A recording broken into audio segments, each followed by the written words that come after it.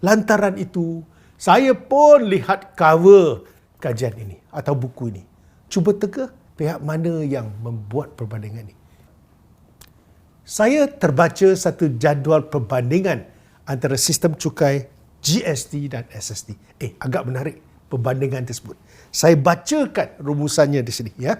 Pertama, perbandingan kadar. SST kenakan 10% atas jualan dan 6 hingga 8% atas perkhidmatan. Manakala GST kenakan 6% kadar standard. Kedua, bagi SST, kesan berganda terjadi apabila elemen cukai merupakan sebahagian daripada kos pada setiap peringkat dalam rantai bekalan. GST pula tiada kesan berganda kerana cukai ke atas input boleh dituntut dan bukan sebahagian daripada kos. Dan ketiga, SST adalah kurang telus kepada pengguna kerana cukai boleh dimasukkan dalam harga barangan dan perkhidmatan. Tetapi bagi GST, ditulis di sini, ia lebih telus kepada pengguna kerana cukai ditunjukkan dengan jelas dalam harga barangan dan perkhidmatan akhir. Dan keempat di sini, mekanisme SST boleh menyumbang kepada isi pematuhan seterusnya menggalakkan pelarian cukai. Mekanisme GST pula adalah telus dan boleh mengurangkan pelarian cukai. Kelima, perbandingan ini juga menyatakan GST lebih manfaatkan kepada ekonomi daripada SST.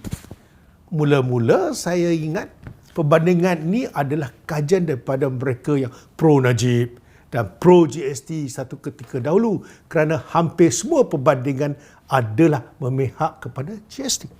Lantaran itu, saya pun lihat cover kajian ini atau buku ini. Cuba teka pihak mana yang membuat perbandingan ini.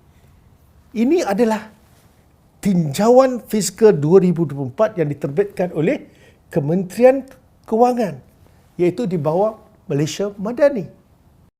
Inilah yang saya heran, Kerajaan Madani yang buat kajian ini. Tengok, Kerajaan Madani. Kemudian kita ada muka surat 16 dan 17.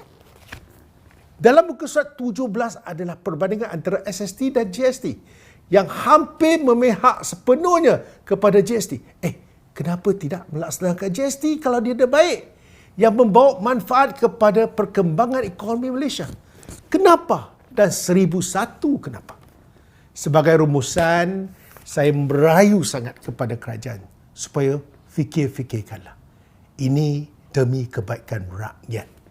Buatlah sesuatu yang betul. Ini bukan soal air muka. Lupakan kisah lama dan move on.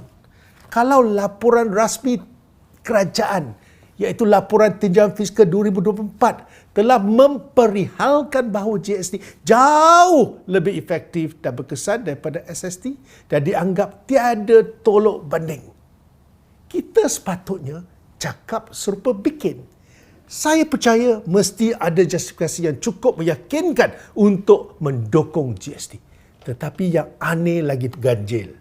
Walaupun dipuji dalam laporan bahawa GST jauh lebih baik, kenapa tidak dipakai? Pelik. Lagipun, dulu SST dikatakan tidak membebankan rakyat kerana skop tak menyeluruh seperti GST.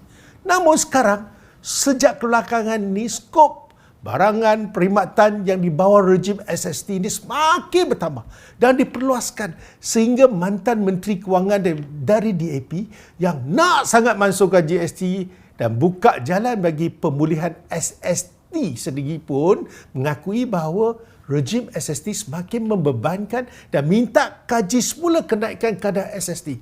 Rakyat pula semakin tersepit kerana kenaikan harga barang akibat kesan berganda ataupun cascading effect. Seperkara lagi, saya berpendapat tak perlu pun kerajaan memperkenalkan e-invoicing.